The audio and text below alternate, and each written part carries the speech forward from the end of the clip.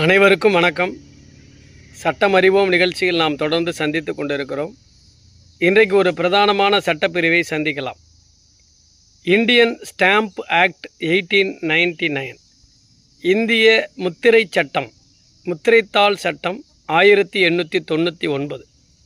இதில் இரண்டு முக்கியமான விஷயங்களை நம்ம பார்க்க போகிறோம்.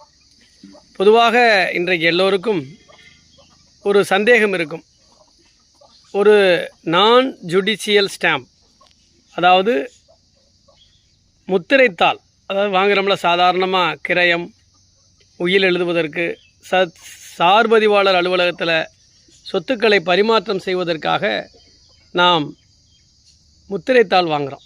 நான் ஜுடிஷியல் ஸ்டாம்ப், நீதிமன்றம் அல்லாத, நீதி நடவடிக்கை அல்லாத அந்த முத்திரைத்தாள்களை நம்ம வாங்குகிறோம்.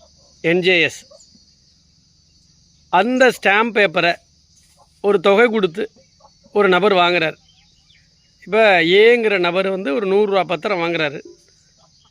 இன்றைக்கி தேதியில் வாங்குறாருன்னு வச்சுக்கோங்களேன். இன்றைக்கி தேதி 17/8/2026 ஒருத்தர் வாங்குறாருன்னா அந்த பத்திரத்துக்கு எவ்வளோ லைஃபு அப்படின்னா, லைஃப் எக்ஸ்பைரி அப்படின்னு எதுவும் கிடையாது.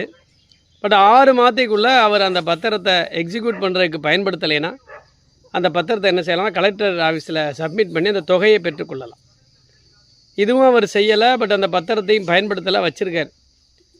ஆனால் அதை பிங்கிற ஒரு தம்பி வந்து அந்த பத்திரத்தை எடுத்து இன்னொருத்த நபரோட ஏதோ ஒரு டிரான்சாக்ஷனுக்கு அந்த பத்திரத்தை பயன்படுத்திட்டார்.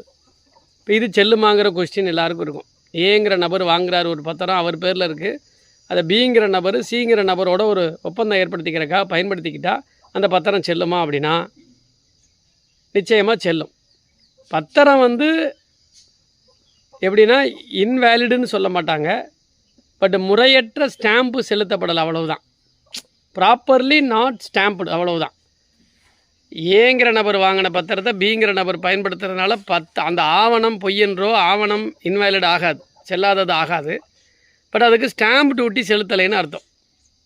அப்போ என்ன செய்வாங்கன்னா, முறையான அந்த எவ்வளவு அந்த ஸ்டாம்ப் வேல்யூவோ அதை வந்து சப்ரிஜிஸ்டர் ஆஃபீஸில் வாங்கி அதில் ஃபைன் 10 times ஆஃப் ஃபைன் போடுவாங்க.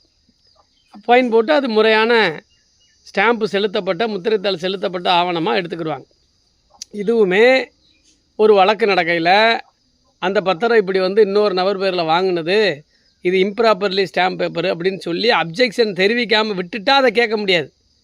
எந்த கோர்ட்டில் விசாரணை நடக்குதோ அப்பொழுதே இதை என்ன செய்யணும், இது வந்து இன்னொருத்தர் பேரில் வாங்கியிருக்கு, அப்போ இது இம்ப்ராப்பர்லி ஸ்டாம்ப்டு ஆவணம், இந்த ஆவணத்தை மார்க் பண்ணக்கூடாது, இதை மார்க் பண்ணணும்